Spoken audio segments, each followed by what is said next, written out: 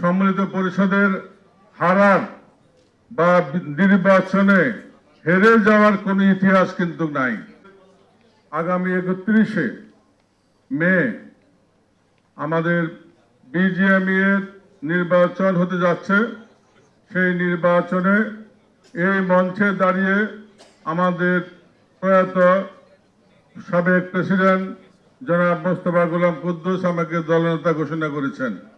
আমি আজকের এই মঞ্চে দাঁড়িয়ে ওনার রুহের মাগফিরাত কামনা করছি, দোয়া করছি আল্লাহ যেন ওনাকে বেহেশত নসিব করে।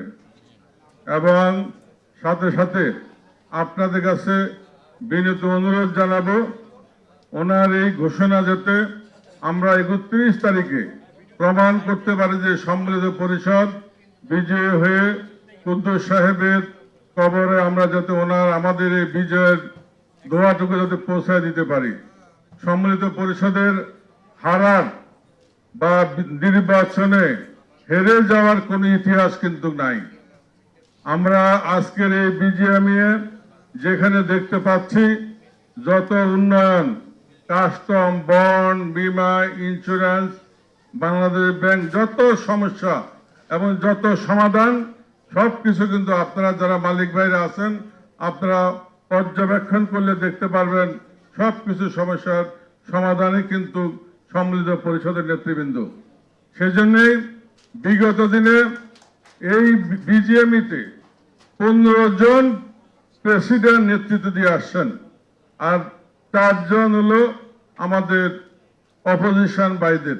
এই 4 জনের মধ্যে 2 জন কিন্তু মিলমিশ করে আসছেন।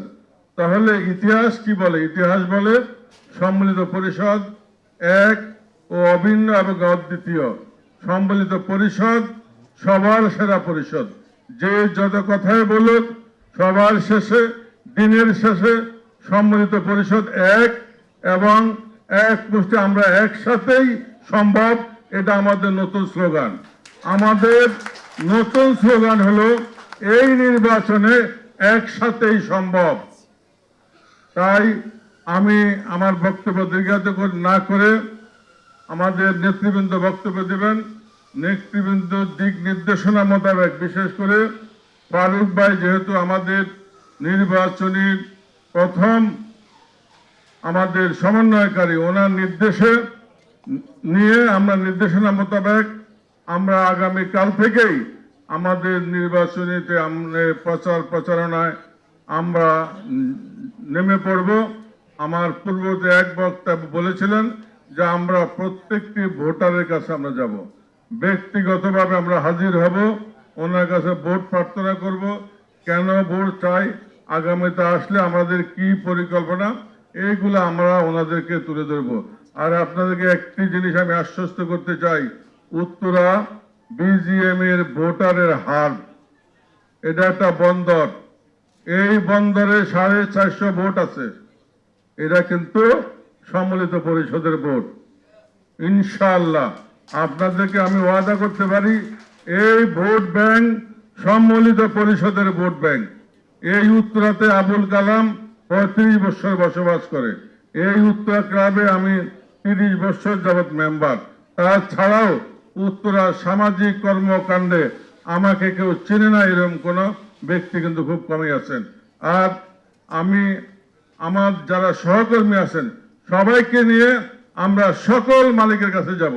আমাদের যেভাবে আমরা বিগত দিনে নির্বাচনী প্রচারণা করেছি, এবারও আমরা তার চেয়ে বেশি আমরা প্রচারণা করব, এই আশা ব্যক্ত করে আপনাদের কাছে আগামী দিনের দোয়া এবং পূর্ণ প্যানেল ভোটে ভোট চেয়ে আমি আমার বক্তব্য শেষ করলাম।